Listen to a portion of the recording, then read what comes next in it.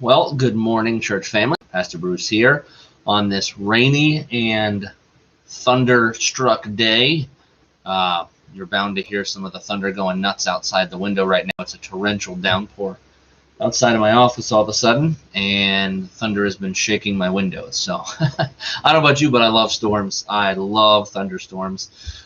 Grew up in a wood A-frame house on top of a mountain and just enjoyed sitting on the porch and kind of watching them roll in and watching the lightning. So you might not like them, but I love them. I don't like the rain, but I do love thunder and lightning and those cool storms. So, well, I hope your week is going well. I hope your journey with Jesus continues to be one of passion and relevancy. I pray as you each day draw closer to him. I pray it's an exciting and awesome journey this week. Like I do many weeks, I always hope that it never becomes dry and stale, because that's certainly not the relationship we should have with Jesus. It's not dry, it's not stale. It's an exciting thing to continue to grow with him and in relationship with him. It's awesome thunder. A little distracting, but I love it.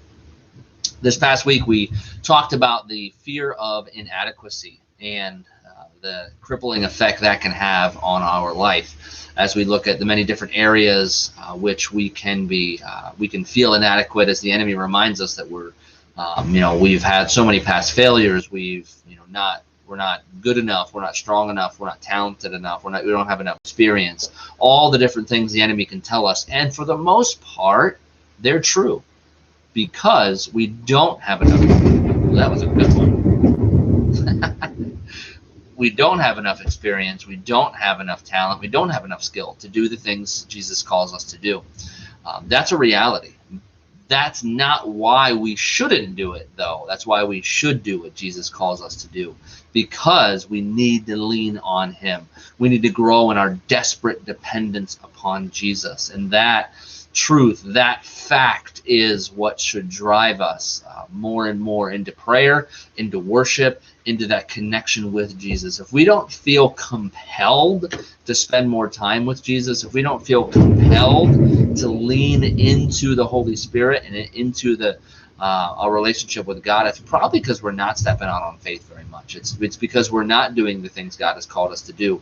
We're seeking to keep life safe and comfortable by doing the things which come naturally to us or which come easy to us. And I would encourage you against a boring life like that, man. Not stepping out into faith, not walking in the Spirit, not doing the things God has called us to do. That's boring and it's lame. And sure, it's safe-ish, I guess. I don't know. It's easier, but not as easy as the struggle to constantly be with Jesus, because that, to me, is the easier life. It is being passionately led by the Holy Spirit and feeling that constant need, that constant draw to be in his presence. To me, that's easier than trying to drum up excitement, trying to drum up passion for life when there is none, because we're not following Jesus. So my encouragement to you is, as you are reminded by the enemy how inadequate you are, and whether you're dealing with tremendous amount of fear right now or really not dealing with any fear at all, don't be surprised when the fear of inadequacy hits you and the enemy seeks to distract you or completely take you out by reminding you how inadequate you are.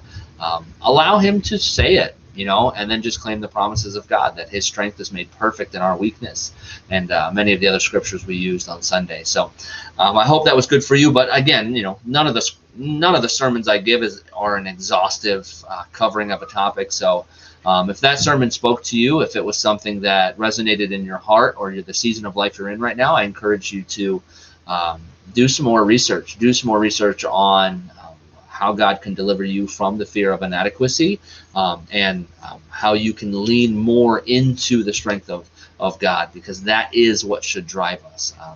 Acts 1:8, which again I share pretty regularly, is you will receive power when the Holy Spirit comes upon you, and that power is what should drive us, is what should be used, because if we lean into that power, our communities are completely changed. So I encourage you to do that. I hope this was at least an encouragement, if not a reminder, of the way we need to walk with Jesus and the way that we need to engage in that journey with him. Couple things to make you aware of this evening, because Mark Carlson, who has been a vital part of our church for so long, his funeral is this evening. We will not have Noah's Park. The kids programs won't happen this evening, so just want to make you aware of that. And I don't think I don't have anything for Friday or Saturday, anything like that on the calendar. We will be worshiping together Sunday, so I hope you'll join us for Sunday morning worship. And we will start our Chosen watch party on Sunday. So if you are interested in watching The Chosen, come on over to the church around 5 p.m. and we'll have that. Each episode is, I think, almost all the episodes are under an hour, so we'll just watch them and maybe we'll chat a little bit about them, but it's mostly just to stream them for people who don't have access to being able to watch those The Chosen episodes. So join us 5 p.m. here at the church on Sunday for that. Karate class started last night. If you'd like to get in on that, Tuesday nights at 5 p.m. for that. And I think that's all of what's on the calendar. So I hope you're having a great week. I hope to see you Sunday, either in person, preferably, or online. We will be here online, and you can watch it live on our new website. If you haven't gone over there to check that out, you can watch our services live there. If you don't have Facebook or anything like that, or you just want to watch them on your computer. If you don't want to do YouTube, you can do them right on the website. And there's a little chat feature. You can chat during the service as well, on the website. So this Sunday, we'll be talking about another fear, the fear of control, or lack thereof, that we have. Many of us want to be in control, want to control things, and a lot of fear can come out of if we feel like things are out of control, out of our control, or just out of control in general, the fear of chaos. So join us this Sunday as we dive more into the different types of fear, which can be a sinking fear.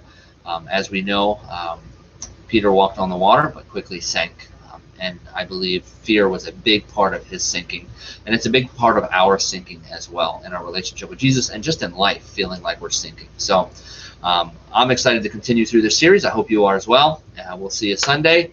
And really looking forward to seeing you here in service as part of our family, or, again, those of you that watch online. It's great that you're able to join us online as well. Have a great week.